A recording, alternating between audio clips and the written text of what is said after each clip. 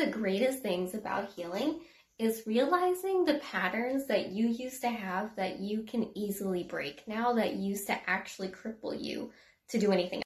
And what I mean is, whenever you get that gut feeling that you should or shouldn't be doing something, and instead of just like discounting it and thinking, oh, I'm just being paranoid or whatever, you actually like listen to yourself and you go, maybe that gut feeling has a point.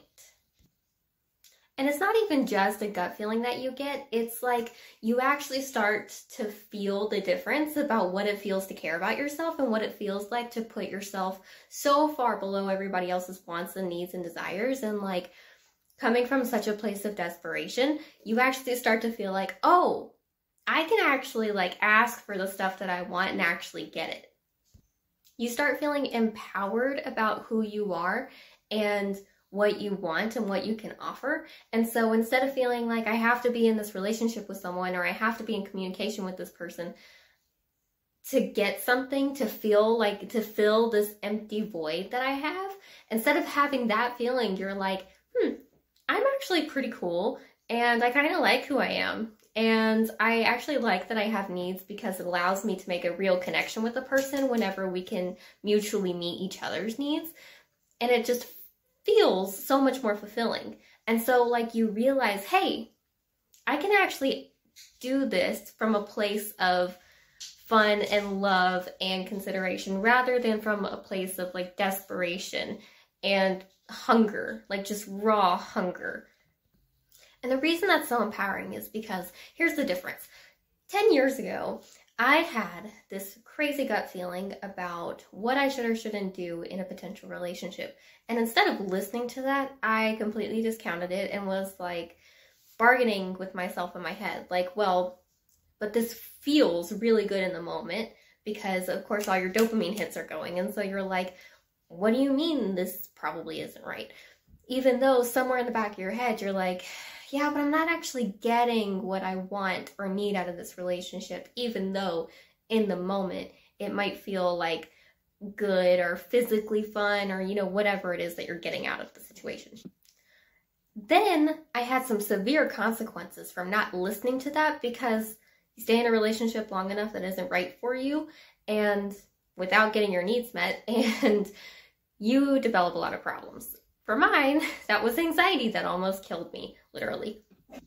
Whereas now, whenever you're healed and you're starting to grow and learn and all the fun stuff, you start looking at relationships differently and you start pursuing relationships differently to the point now where you can immediately recognize what is happening in your body and why you should listen to it because you know the consequences are way different than they used to be.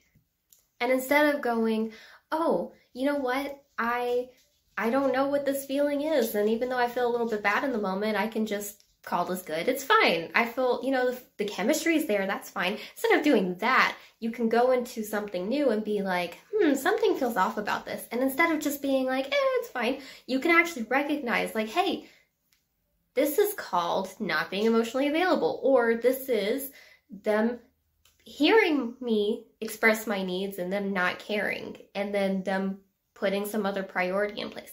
And that's fine, because in a healed place, you can go, it's not personal. It has nothing to do with me or who I am as a person. My worth, my value has nothing to do with me. It's everything to do with them, and they're not in a place for me, and that's okay.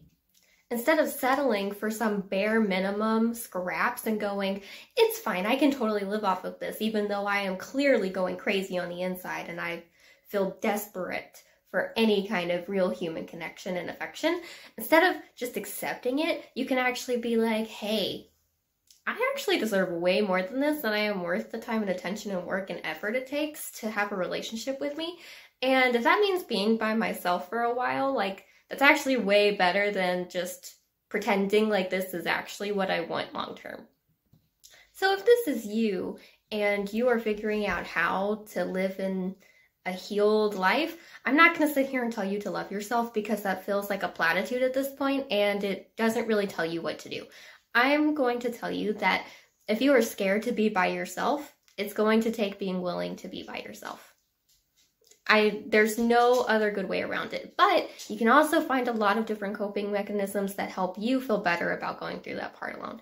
You can sit by yourself, as crazy as it sounds, sit by yourself and talk to yourself in the mirror and talk about how great you are and talk about all the things that you love about yourself.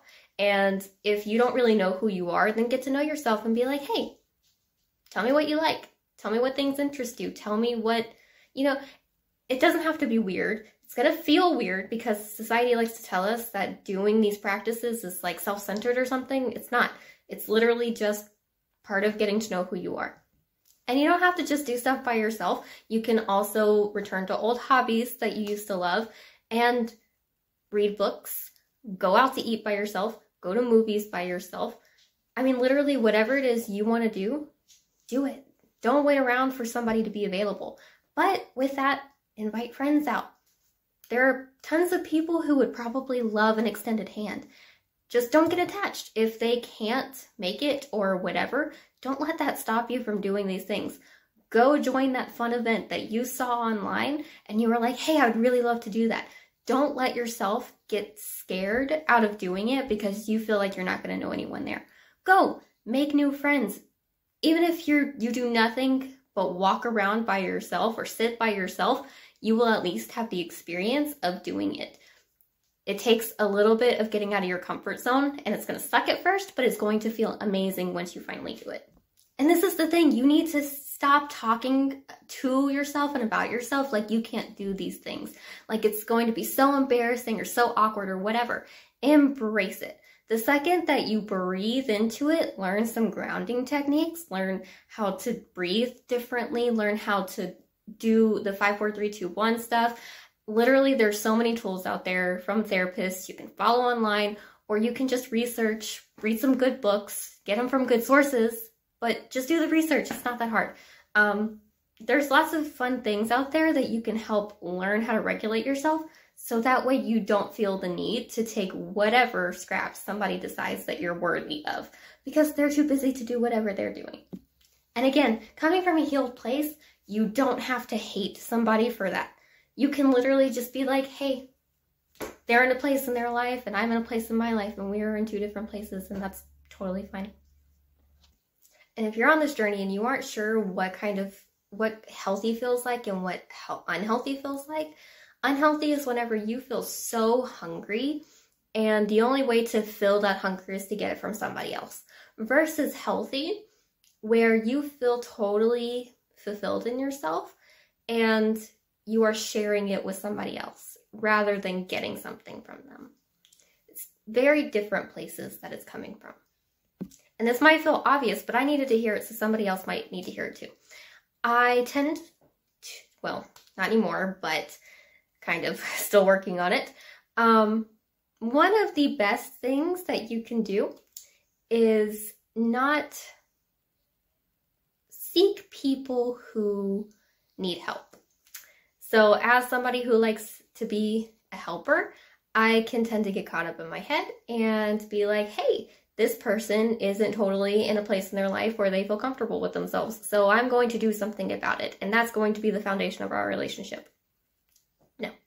This is like the worst approach that you can do, because then at some point, I mean, let's say you actually pursue that and it works and you help them. Once they don't need help anymore, they're probably not going to stick around, and then you're going to feel abandoned and used, and it's not going to be good. So the best thing that you can do is find someone who has their life together and then share in all the goodness. Nobody's going to be perfect, and that's not what anybody is going to be saying or looking for, but I think you know what I mean. I think you know exactly what I'm talking about. If you catch yourself getting into the pattern of trying to do something to help them and to better their life, stop. That is your sign to be like, nope, I'm going to just step away and focus on me while we get this straightened out. Anyway, I wish you the best luck on your healing journey. Lots of love.